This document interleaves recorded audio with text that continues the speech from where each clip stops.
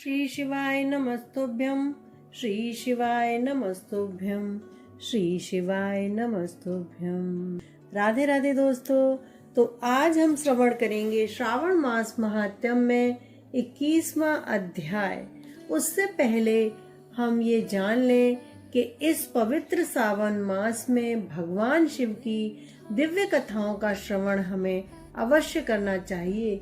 ऐसा करने से मन को प्रसन्नता और कानों को धन्यता मिलती है। भगवान शिव के 108 नाम का जप, रुद्राष्टक, भगवान शिव का दारिद्र्य दहन स्तोत्र, शिव महापुराण की कथा और सावन मास महात्म्य की कथा सुनते हैं तो भगवान शिव की अपार कृपा बरसती है। बोलो शिव शंकर भगवान की जय, बोलो भोलेनाथ भगवान की जय। तो आज हम सुनेंगे पूर्णमासी व्रत। ईश्वर ने कहा, हे सनत कुमार, श्रावण शुक्ल पूर्णिमा के दिन वेदोत्सर्जन उपाक्रम होता है या पौष मास की पूर्णिमा या माघ मास की प्रतिपदा तिथि या रोहिणी नक्षत्र कहा गया है। दूसरा समय अपनी अपनी शाखा के अनुसार उत्सर्जन तथा उपाक्रम दोनों एक ही समय करना उत्तम कहा गया है।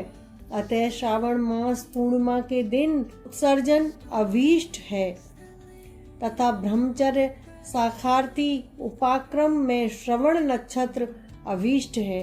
चतुर्दशी पूर्णमासी या प्रतिपदा के दिन जिस किसी भी दिन श्रवण नक्षत्र हो उसी दिन वेदियों का उपाक्रम होता है।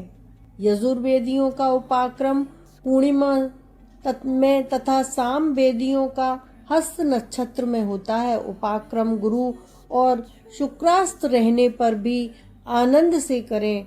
गुरु तथा शुक्रास्त में पहला उपाक्रम शुभारंभ न करें, यह शास्त्र मत है। ग्रहण तथा संक्रांति आदि योग दुष्ट समय आ जाने पर दूसरे काल में करें। हस्त नक्षत्र युक्त पंचमी या भाद्रपद पूर्णिमा के रोज अपने अपने गुहा सूत्र के अनुसार उत्सर्जन उपाक्रम करें। ये दोनों उत्सर्जन और उपाक्रम नित्य हैं। नियम द्वारा इनको हर साल करें। उपाक्रम की समाप्ति होने पर द्विजातियों के समक्ष उसी सभा में स्त्री सभादीप समर्पण करें। उसे आचार्य या अन्य ब्राह्मण को दे दें। पहले सोने चांदी या तांबे के पात्र में एक सेर गेहूं रख उसके ऊपर गेहूं के आटे का दिया बनाकर रखें तथा उसे जला दें। घी या तेल से योग कर 3 बत्ती ब्राह्मण को दक्षिणा पान सहित दें। दिया तथा ब्राह्मण का पूजन इस मंत्र को कहें। सर्वश्रेष्ठ सभादीप दक्षिण पान सहित देवार्थ के लिए दिया है। यह सभादीप के देने से मेरे सब मनोरथ पूर्ण हो तथा पुत्र पौत्र आदि सब कुल ज्वल हो, यश की वृद्धि हो। इस प्रार्थना मात्र से जन्म जन्मांतर में देवांगनाओं के तुल्य रूप मिलता है। इस प्रकार 5 साल तक करने के बाद उद्यापन करें। यथाशक्ति भक्ति से ब्राह्मणों को दक्षिणा दें। हे विप्र, आपसे सभादीप का यह उत्तम महात्म्य कहा। उसी रात में श्रवण कर्म कहा। उसी के समीप सर्प बलि करें। दोनों कार्य अपने अपने गुहा सूत्रों को देखकर करें।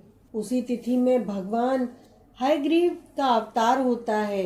इस दिन हयग्रीव जयंती महोत्सव करें। हयग्रीव उपासक के लिए यह नित्य है। श्रावण मास पूर्णिमा के दिन श्रवण नक्षत्र में भगवान हयग्रीव ने पहले जन्म लिया। उसी समय संपूर्ण पाप नाश करने वाला साम वेद गाया। इसी पूर्णिमा के दिन रक्षा बंधन कहा है। सब रोगों तथा सब अशुभों का नाश करने वाला है। हे मुनि शार्दूल, इसके पुराने इतिहास को आप सुने। पहले इंद्राणी ने जय सिद्धार्थ इंद्र के लिए किया। हे विप्र, पहले 12 साल लगातार देव तथा असुर युद्ध हुआ। इंद्राणी ने उसी समय सुरेश्वर को थका देखकर कहा, हे देव, आज चतुर्दशी है, कल सुबह अच्छा होगा, मैं रक्षाबंधन करूंगी, जिसे करने मात्र से आप अजय होंगे। यूं कहकर इंद्राणी ने पूर्णिमा के दिन मंगल आदि कर हर्ष देने वाली रक्षा दाहिने हाथ में बांध दी। इंद्र ने रक्षा बंधवाया, ब्राह्मणों सहित स्वइच्छित वाचन किया, दानव सेना पर चढ़ाई की। क्षण भर में प्रतापी इंद्र ने दानवों को जीत लिया, त्रिलोक्य में फिर विजय प्राप्त की। हे मुनीश्वर, आपसे मैंने ये रक्षा सूत्र का प्रभाव कहा है, और बताइए मैं आपको क्या सुनाऊं। ऐसा कहकर 21वां अध्याय संपन्न हुआ। अध्याय के साथ एक नई कथा के साथ। राधे राधे। हर हर महादेव, हर हर महादेव, हर हर महादेव।